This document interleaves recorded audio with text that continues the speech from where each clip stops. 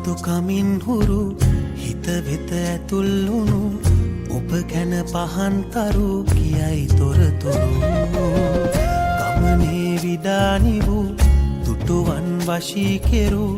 ඔබ පිළිමයක් බඳු රනින් ඔබ දැමූ පොළොවේ පතුල් තැබූ රුසිරි නරඹා දැනුනේ තොටිල්ලකින් අලවන සේමා